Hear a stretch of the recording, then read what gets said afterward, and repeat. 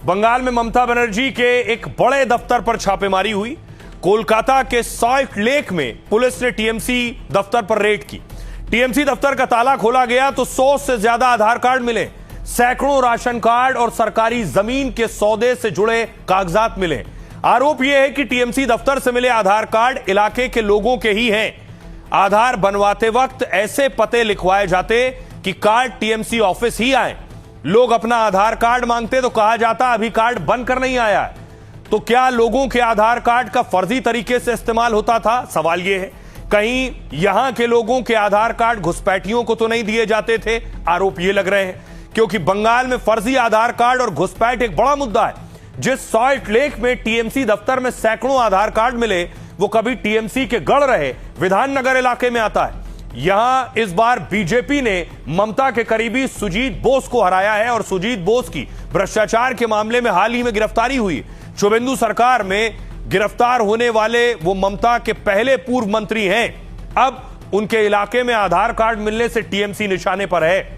जो अभिषेक बनर्जी ममता सरकार में नंबर 2 की हैसियत पर थे, बंगाल में शुभेंदु सरकार बनते ही उनकी मुश्किलें बढ़ने लगी हैं। पहले भड़काऊ भाषण की शिकायत पर उनके खिलाफ एफआईआर हुई। जिन धाराओं में केस दर्ज हुआ उनमें 2 साल तक जेल का प्रावधान है।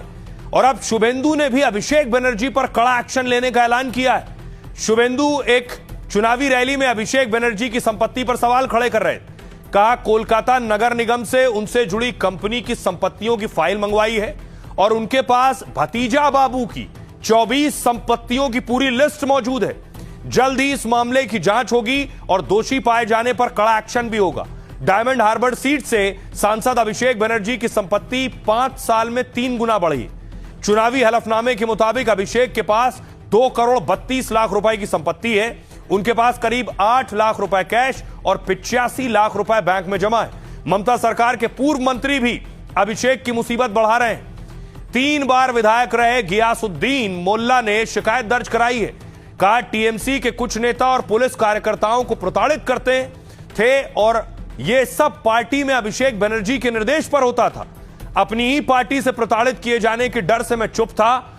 डर था कि टीएमसी के कार्यकर्ता मुझ पर कहीं हमला न कर दें। अब नए सीएम शुभेंदु के नेतृत्व और प्रशासन पर भरोसा है, इसलिए अब मैं पुलिस में शिकायत दर्ज करा रहा हूं। यह गियासुद्दीन देख रहे हैं जो आप, उन्होंने यह आरोप लगाए हैं। पश्चिम बंगाल के जिस फाल्ता में 4 दिन बाद चुनाव होने वाले हैं, जहांगीर कैंडिडेट है, वहां टीएमसी नेता जहांगीर को शुभेंदु ने चेतावनी दी है और कहा अगर वो पुष्पा है तो अब मेरी जिम्मेदारी है। वो तथाकथित पुष्पा अब कहीं दिखाई नहीं दे रहा है। पुष्पा